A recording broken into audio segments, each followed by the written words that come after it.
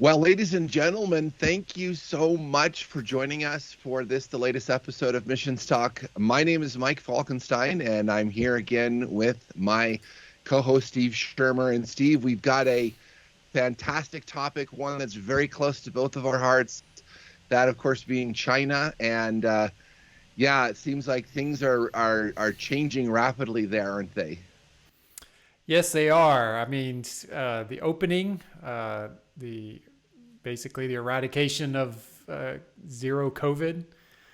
What I love about this conversation, as we were talking about before we even started recording, was we had recorded this conversation 2 months ago, or a similar one, Right. and the sound did not come through the recording very well. But, God knew that what was just around the corner, that our conversation today would be so much better than it was a few months ago. So, and as Joann, who is our guest, pointed out, it would have been outdated already after 2 months. So here we are again. That's right. Yeah. And is really true, because just before we recorded this last time, China was still in the middle of their zero COVID policy. And, we recorded it and then literally everything changed. And so, Steve, as you mentioned, we do have our good friend Joann Pittman with us. And Joann, thanks so much for being here. Just quickly, I know you serve with ChinaSource, one of our favorite organizations. Give folks a little introduction again about just who you are and what you do with ChinaSource. Okay, thank you, Mike and Steve, for inviting me back. Very quickly, regarding the changes in China, we say their plans can't keep up with changes, and I think this was a good example of that. My name's Joann, and I serve with ChinaSource. We're a resource ministry. We're trying to educate the global church about what God is doing in China and what the critical issues are for Christians in China, and also trying to connect global Christians with the church in China and help bring them into the conversation and to see what we can be learning from them. We are a virtual team spread out between Asia and various points in the United States. Most of our public work is done on our website, ChinaSource.org. And for those of you who are not familiar with it, I invite you to visit our website. We publish new articles and blog posts and different resources every day, Monday through Friday.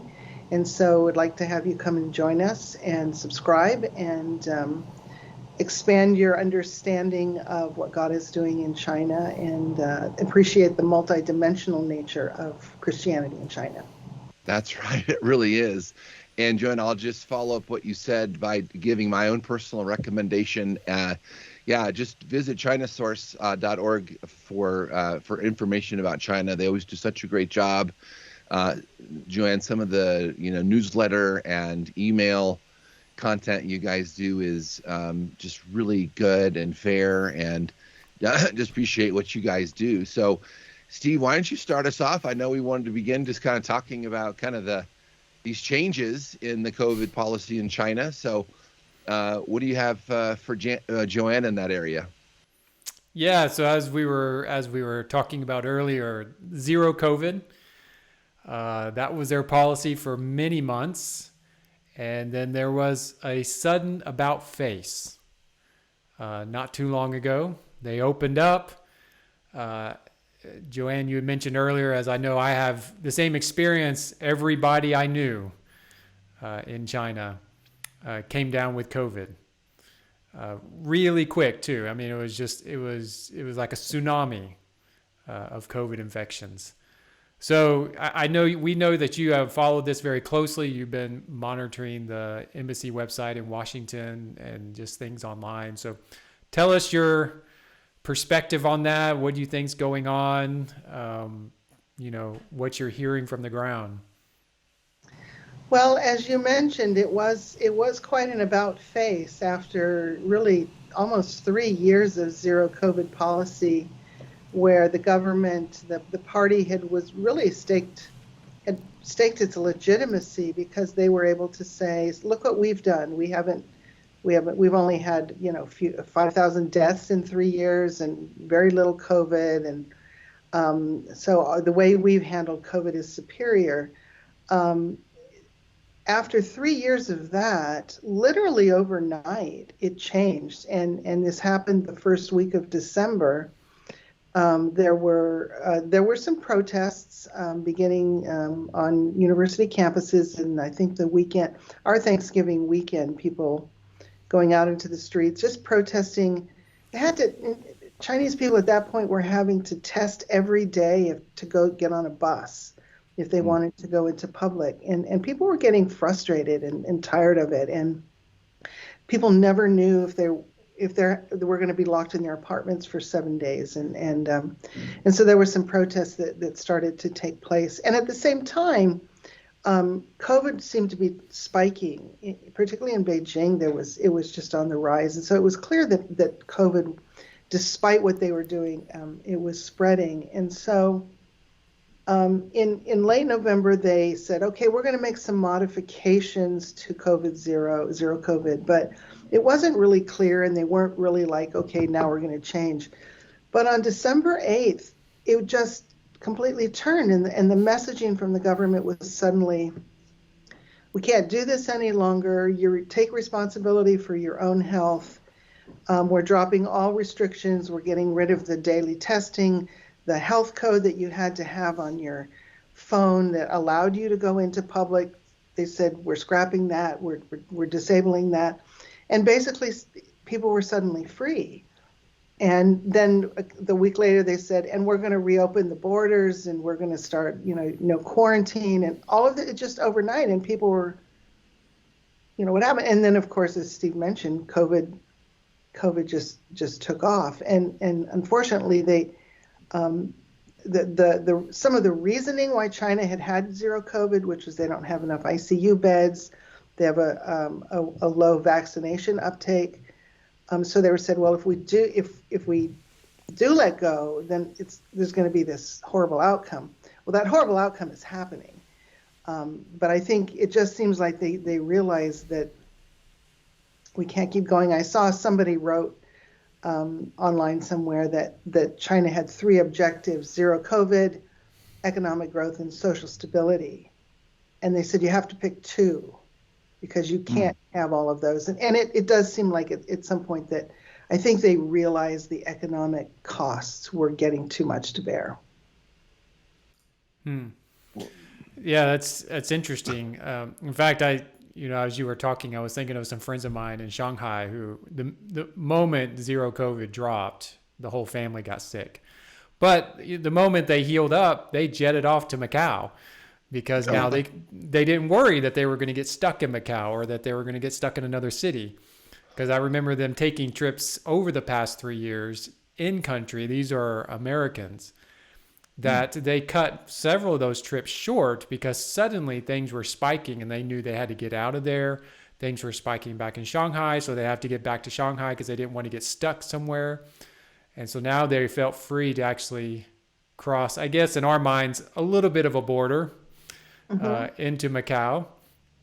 And and of course but like you also said, the negative side of this is also a reality, that there was very low immunity, whether natural or vaccinated, very low immunity across the country. And so it was no wonder that it happened. What's happening now is not really a surprise for anyone. And I think one of the concerns has always been and is now is that the vaccination rate among the elderly remained very low. Partly because the older people just like, well, we don't trust it. And also China's been for 2 years, the messaging has been, hey, look, we've conquered COVID, we don't need it. And so people are like, well, then why would I need a vaccination? Right. And so the elderly are very, very vulnerable right now. And I think I've heard some expressions from China, frustration is like, well, what were we doing the last 2 years? Why didn't, we kind of wasted time not getting people vaccinated or getting ICU wards built. And so there's just this kind of combination of, yay, we're kind of free and maybe life can get back to normal, and also kind of fear of getting COVID, and particularly if you're elderly. And then this, well, what was those last years? Was that just wasted 3 years? So now that the borders are open, we know the Chinese are crossing. We know that expats that are still there are traveling. So what about outsiders coming into China? What do you think this next year is going to bring in terms of foreign travel into China? Well, they announced that the borders were going to be open, I remember talking to a friend and I said, for the first time in 3 years, I have a glimmer of hope, just a glimmer, that maybe I can get to China in 2023. I don't know, but at least there's a glimmer of hope. If you go to the the Chinese embassy website, in the U.S. or whatever country you happen to be in, they do have a visa page where they kind of spell out what visas are being issued and how to apply. By and large, for foreigners, they're issuing work visas. If you have a work unit or a company in China that needs you there and you need a visa, those are being applied for. People who are in country and who work there and have left, now it's going to be easier for them to go back because they have the visa in hand, but now they don't have to go through quarantine. So I have quite a few friends in that category. They came out maybe 3 or 4 months ago, and they're getting ready to go back, and they're like, yay, we don't have to go through quarantine now, but they've already got their visas. So business visas, work visas, if you have family members, so there's a lot of Chinese expats who are American citizens who haven't been able to go back. Now if you can apply to go back and visit relatives. So that there's a special visa for that. So I think those people are going to be able to get back. It's going to be a lot easier. Trade, business, you need to go and do a business trip. I think those are going to become possible. What I have not yet seen is the tourist visa. And I think, for somebody like me, I've got this 10-year tourist visa in my passport. I think it expires in 2015. All of the tourist visas were suspended. China has not yet reopened. They're not yet reopened for tourists in the sense that they're not yet issuing tourists. They're not taking applications for or issuing tourist visas. And I just checked that on the Chinese website yesterday, and it was like, we're not issuing tourist visas at this point. So, for those of us who go back and forth to China, maybe once a year on those tourist visas, we're still waiting. But if you've got a job in China, if you're working, I heard they're going to start issuing student visas again. So if you want to go and study, that's going to be open again. But I think the tourists, we're going to be at the back of the line. Oh, right. But you are right. Maybe, we're just in January, right, of 2023. Right. So maybe, who knows, by late summer or fall, things might have developed enough. But Joann, just hearing you talk about, zero COVID and whatnot, and just seeing the reports over the last few years that have come out of China, certainly this zero COVID has taken a real toll on the Chinese people themselves, right? We saw, what was that, a year ago, people quarantined to their apartments and they're, yelling out from their balconies and, we want to be able to go places. And it seems like it has taken an emotional toll. So it'll be interesting to see as we go back and study this, what that, how that actually played into the government's, decision, if any.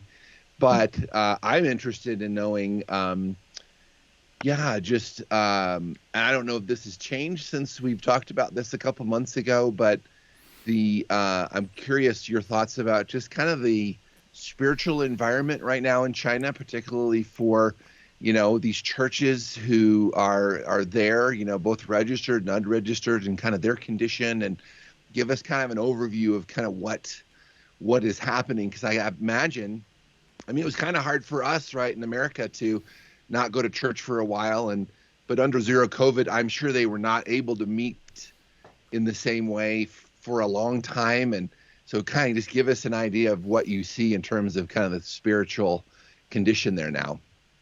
Okay, COVID had a huge impact on church life in China, both in the registered and the unregistered churches. I think in the registered churches, Most of them were closed through 2020.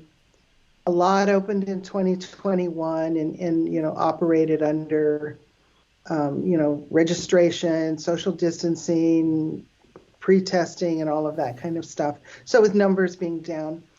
And then 2022 has been opening and closing, opening and closing. Throughout it, from what I understand, is a lot of the 3 self-churches went online through WeChat. Pastors would record their sermons, would put up hymns and things. So they were connecting and staying, shepherding their congregation online. There's been a lot more ideological pressure on registered church leaders to toe the party line, to be under the supervision. That's been another pressure besides the COVID. As far as the unregistered churches, similar things happen. The unregistered churches, another term would be the house churches, is they went online as well. And from what I hear, it's been primarily on Zoom. Mm. Yeah, the Zoom seems to be one of the preferred platforms in China. And so, so they've struggled with a lot of the same things that we have struggled with in trying to do things online. And so you have some churches are like, well, this is great because our reach has expanded, because now, we have 30,000 people right. participating in our quote unquote church. And then others saying this is bad because we can't ever meet face to face. I think it's going to be interesting now to chart how the churches adapt to the new normal. They just kind of figured one out. So I haven't really gotten a whole lot of information about how churches now are dealing with the new COVID. My guess is that there hasn't been a lot of change because there's been so much COVID. Right. Oh, I'm sure. Is before it's like, well, we can't open because of the policies. It's like, well, we can't have church because there's so much COVID in my community. So let's not meet. I think you mentioned some things too, is that I think it's taken an emotional and mental toll on people in China to live with so much uncertainty. I talked to some, it was an American lady who's a mom, and her kids went to a local school. And her fear was she never knew when she sent her kid to school in the morning, if some kid came from a home that had a relative who had a friend who tested positive, they might haul the kids off to a quarantine camp. Wow. So there's all of that just the daily uncertainty is, I don't know if by the end of this day I'm going to be locked up. And right. If you think about that, that's been going on for 3 years. So I think there's a lot of emotional and mental struggles. We had a post on our website a few weeks ago, I think it was right before Christmas, by somebody who's in China, who's teaching, and just talking about, yes, it's hard. It's hard to get here. Life here is really hard, but boy, are my students open. They are spiritual hungry. And he's somebody who's been in the country for a long, long time. That's great. And he said he's never seen so much hunger for something deep, for some, really deep longing for spiritual things among his students, which I thought was really interesting. So it's a difficult environment. There's political pressure. There's the COVID stuff. Now they're going to figure out life without that. But I think that hunger has not diminished. Wow. Yeah, I can only imagine. And it'll be interesting to see what happens, as the country continues to reopen, right? That it could just be a real harvest field. And of course, that's, what we'll be praying for. Mm-hmm. But because you would have to think that, again, as I mentioned at the outset, I can't imagine living in a environment of zero COVID the way that they've been doing that. These videos we've seen of the government, fencing off apartment complexes where you couldn't leave, mm-hmm. You're caged, mm-hmm. essentially. Mm-hmm. And that has to just take a horrible toll on that's just not how humans were meant to live, right? And I think, you know, one of the things that triggered the protests back at the end of November was an apartment fire in Urumqi in Xinjiang province where 10 people died. And part of it was because the firefighters couldn't get to the building because it was in a quarantine area. And so, you know, the fences had been put up and the doors had been locked, and they couldn't go in and do their firefighting because of the zero COVID, and that hit social media, and that triggered some of the responses. You know, I think in terms of the churches too, they've encountered a lot of the same struggles that our churches have. You know, keeping people together when you're just meeting online. Just the weariness of how do you keep the faith if you can't actually go and fellowship with other people, things like that. Pastors burning out. It's been a difficult time. I bet it has. So I know in terms of the expat community in China, of which the three of us at one time or another were all, you know, a part of. We're leading up to zero COVID. We were already hearing about many in the expat community leaving the country for one reason or another, right? And I'm trying to remember now, it's whatever, 70-80% of people who were there are no longer there. So the expat community, of course, is a lot smaller. But what is your sense? Maybe even it's changed in the last couple of months with the lifting of zero COVID and all of that. What's your sense of kind of how they're doing? What's going on amongst the expat community there? Are they, again, that would be a hard situation to live in, wouldn't it? It would, and I know I have American friends who've been there the whole time, who were there when the borders closed 3 years ago, 3 years ago, and have not left at all. I have expat friends who've gone back and forth several times, and boy, those are stories as well. Again, it's just, life is really hard, but what they've told me is that their presence has been a lot of the ministry has been their presence, because they've been able to experience and live life with their Chinese friends through these last 3 difficult years. They didn't, just pick up and run out, and they all could have. And so they've gone through the ups and downs, the uncertainties, the fears of getting COVID or the fears of being quarantined. They've been able to really, many of them would say, go deeper in their relationships with their Chinese colleagues or Chinese friends because they've stayed. That's great. So there's a lot of people, some people I know that have been there the whole time, whether they're teaching or whether they're working in a business or, working in an international school. So foreigners have stayed, have been there. Most of the ones who were there were the ones who were there when the border closed, because really for 2020 and 2021, it was almost impossible to get in. That started to change this year. I've heard about more and more people getting in, even before the zero COVID cancellation. So I think being there has been a witness and a chance. They would all tell me a chance to go deeper in their relationships with their Chinese friends and colleagues, both Christian and non-Christian. As far as those of us who are outside, just waiting to get in, or, again, if you have to have a legitimate work visa, and, so it's the days of going in on a tourist visa and, renting an apartment and just kind of doing what you want, I don't think those days are going to come back. Right. Which, by the way, I think Steve and I would both agree that may not necessarily be a bad thing. Yeah, I don't think it's a bad thing at all. So that gets the issue of legitimacy. Yeah, that's right. So Steve, I think you've also heard some stories of some expat friends, haven't you? I mean, have you found that same thing? They're kind of hanging in there, aren't they? hanging in. Some have left.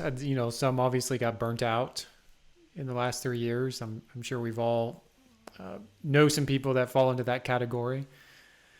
Some have moved on to other countries. I know at least one couple who's definitely remained the whole time, and it's been challenging. I'm hoping they'll stay. I think they were praying about leaving, but I think now that everything's changed in the last month or 2 months, maybe they'll stay longer. But I'm curious. Actually, everything you say, it just makes me want to get on a plane and go right now. I mean, I miss seeing my friends over there. I miss having meals with them, and I was actually thinking about this Hui-owned restaurant that I miss going to.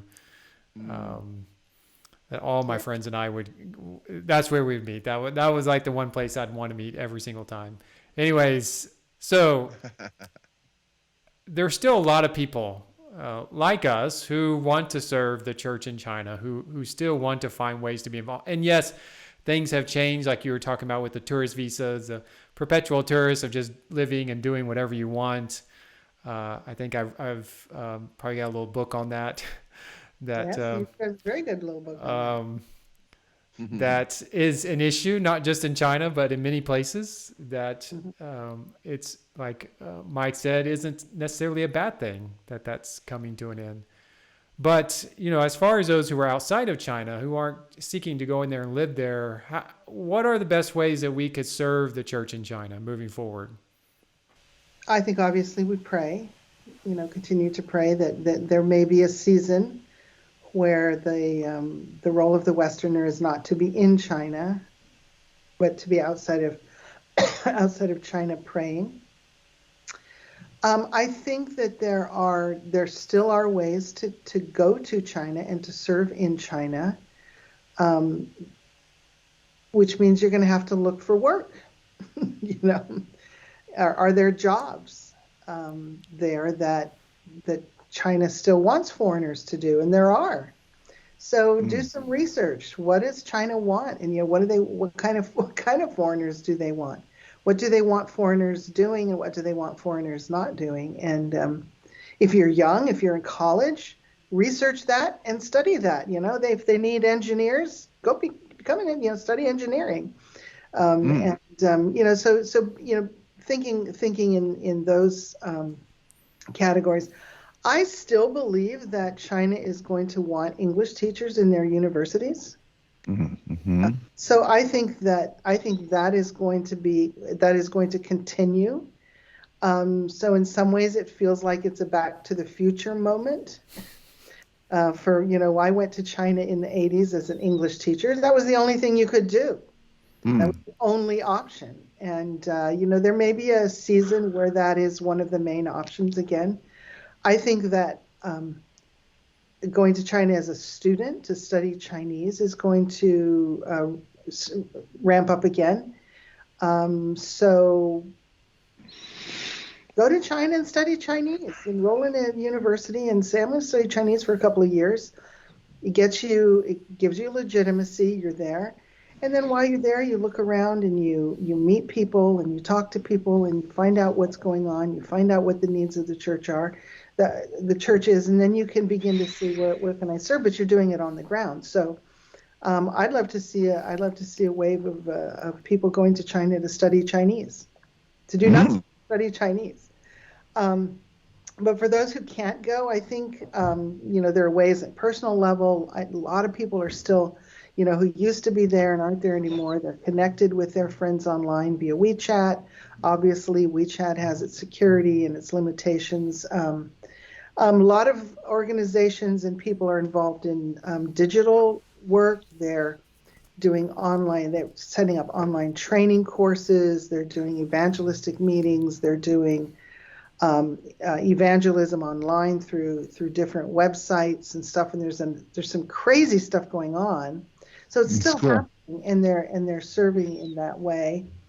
Right now, there's a lot of people who are no longer in China, or who would like to be, that are involved in training Chinese missionaries to go sees that's a kind of a growing opportunity. And then I think another way that we can serve serve the church in China is to listen to them. What are their needs?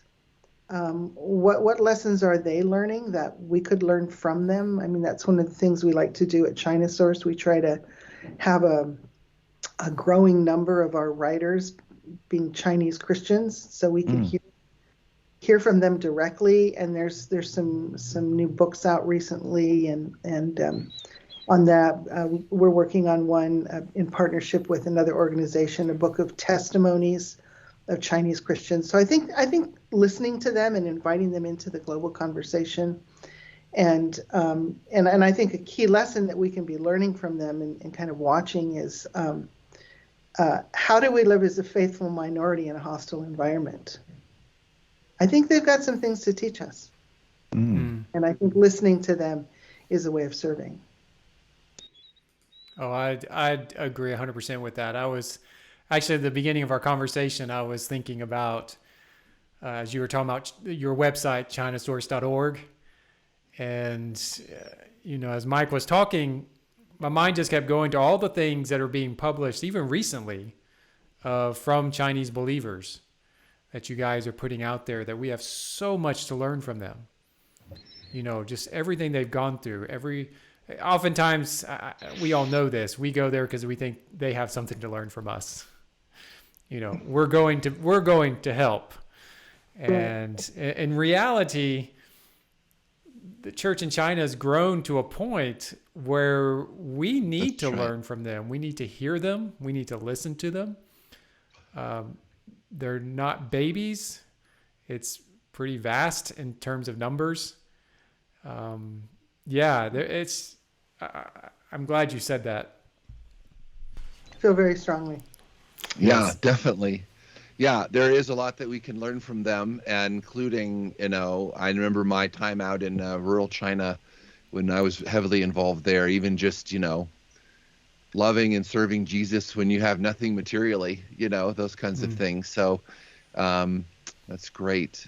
So Joann, I'm wondering, for those that are watching today and they want to know more about ChinaSource and, maybe sign up for ZG Briefs or the other good content that you guys are producing, what would be the best ways for them to kind of connect with you guys at ChinaSource?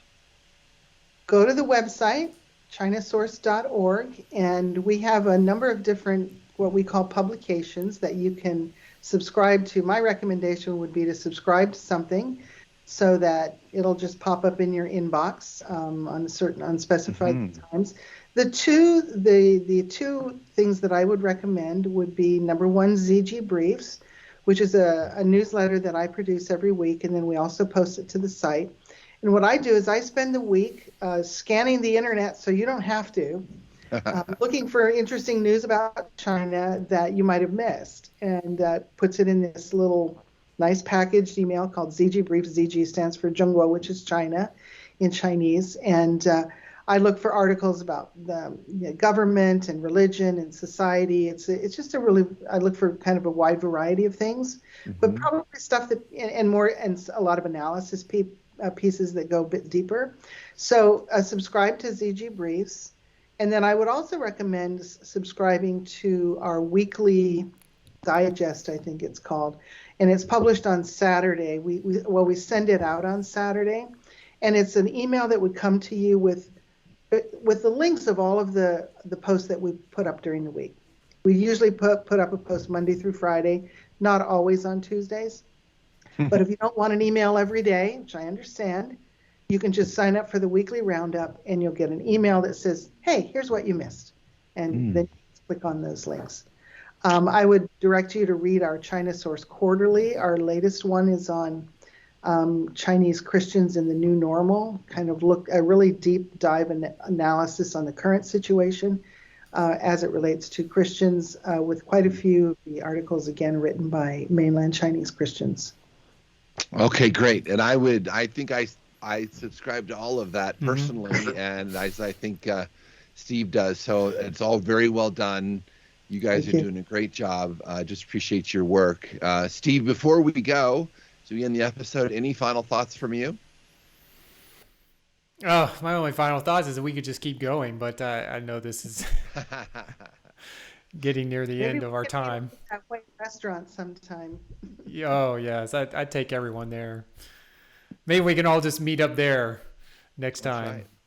Let's do it. No, Joann, I just appreciate, I've said this before, and I just mean it. I appreciate what you do, what ZT Brief, what ChinaSource does, because I do feel it's a very balanced perspective on what's taking place in China. And I love the fact that you're showing what expatriates are doing and thinking. You're showing what the Chinese church is thinking. You're kind of showing how they marry together, and it's just great. And I know for anyone who's has even a little bit of a desire of China in their heart, ChinaSource is the place to start to gain information. That's right. Yeah, I would concur and sort of appreciate, Joann and Steve was talking. I was just thinking, I think you and I met first in 2008. And, from that time until now, you've just been a real consistent voice on kind of fairness, which, does not always happen when people are reporting on China. And so I just really appreciate that about you. And I'm glad that you've been with us. And for those that have been watching, we appreciate your participation as well, and sure are thankful for you. Again, I would just recommend you connect with Joann and the people at ChinaSource as she has recommended. Thank you so much for joining us. And we'll look forward to having you with us on the next episode of Missions Talk.